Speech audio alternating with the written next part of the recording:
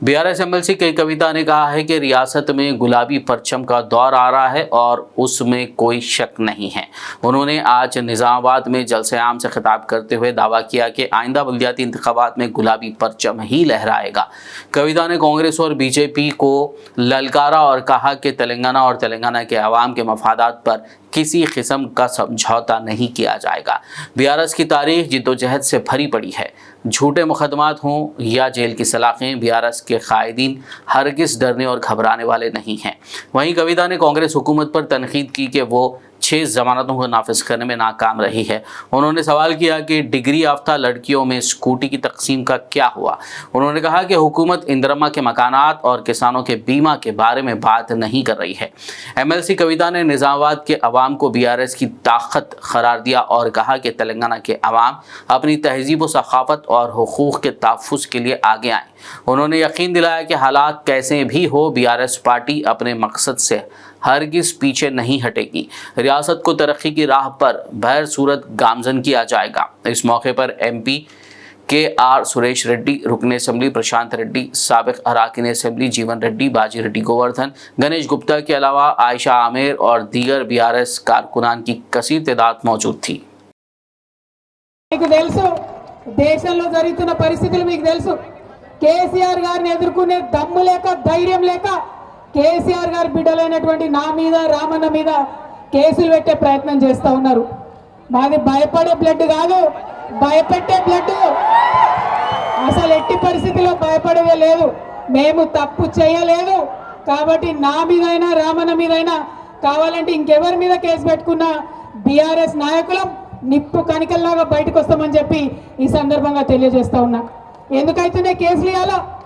కేంద్రంలో ఎదిరించి మాట్లాడితే కేసు, అవి చైనా వాడు బార్డర్ లోపలికి వచ్చిండు మరి చూసుకొని సరే అంటే కేసు, మరి ప్రజలకు మంచి జరుగుతలేదంటే కేసు। ఇక రాష్ట్రం సంగతి అయితే చెప్పనే అవసరం లేదు। ముఖ్యమంత్రి పేరు మర్చిపోతే కేసు, భూమి ఇవ్వకపోతే కేసు, రైతు భూమి ఇవ్వకపోతే కేసు, ఫేస్బుక్ లో మా అన్నదమ్ములు ఒక చిన్న పోస్ట్ పెడితే కేసు, ట్విట్టర్ లో మా ప్రొఫెసర్ లేదన్న అభిప్రాయం చెప్తే కేసు, ఇన్స్టాగ్రామ్ లో మా అక్క చెల్లెలేదన్న చిన్న వీడియో పెడితే కేసు।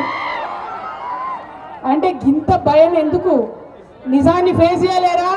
మేము లేమా 10 ఏళ్ళ అధికారంలో? ప్రజలు మమ్మల్ని అనలేదా మాటలు? భరించినాం। ఎందుకంటే బరువు ఎత్తుకున్నాడు, బాధ్యత ఉన్నాడు, 10 మందికి పని చేయాల్సినోడు ఓపికతో ఉండాలి।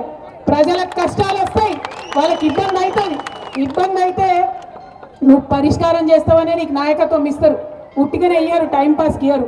మరి ఆ విషయం మర్చిపోయి ఇవాళ కేంద్రంలో కానీ రాష్ట్రంలో కానీ ఎదురు మాట్లాడితే కేసులు పెట్టేటటువంటి పరిస్థితి ఉంది। అందుకే చెప్తా ఉన్నా, ఈ కేసులు మమ్మల్ని భయపెట్టలేవు। ప్రజల నుండి వచ్చిన వాళ్ళం, ఉద్యమం చేసి తెలంగాణ రాష్ట్రం సాధించుకొని తీసుకొచ్చినటువంటి గులాబీ పార్టీ వాళ్ళం ఖచ్చితంగా గట్టిగా నిలబడతాం, ప్రజల పక్షాన ఉంటామని ఈ సందర్భంగా తెలియజేస్తా ఉన్నా। కాబట్టి ఇవాళ మహిళలందరికీ నేను కోరుతా ఉన్నా, విజ్ఞప్తి చేస్తా ఉన్నా, మనం ఊరుకుంటే వీళ్ళు కదలరు, మనం అడగాలి, ఎక్కడికక్కడ అడగాలి। ఏమైనాయి మా మహాలక్ష్మి పైసలు, ఏమైంది మా తులం బంగారం, ఎక్కడున్నారని అడగాలి। కాంగ్రెస్ వాళ్ళు వస్తారు కదా గల్లీలకు మాట్లాడడానికి, నిలదీయండి వాళ్ళని, ఖచ్చితంగా అడగండి ఒకసారి। అడగకుంటే ఇచ్చేటటువంటి ప్రభుత్వం ఇది కాదు, అడగకుంటే ఇచ్చేటటువంటి ప్రభుత్వం ఇది కాదు। కాబట్టి ఎక్కడికక్కడ నిలదీద్దాం, మీ వెంట నేనుంటా, ప్రతి చోట నిలదీద్దాం। దయచేసి ఇవాళ ఇక్కడికి వచ్చిన బీఆర్ఎస్ పార్టీ కార్యకర్తల నాయకులు గుర్తుపెట్టుకోవాలి, ఇటు ఉన్న సూర్యుడు అటు ఉదయించినా రాబోయేదంతా కూడా నిజామాబాద్ లో గులాబీ జెండా శకమే, గులాబీ జెండానే ఎగురుతుంది। ఎక్కడ కూడా ఎవరు కూడా దాన్ని మార్చలేరు।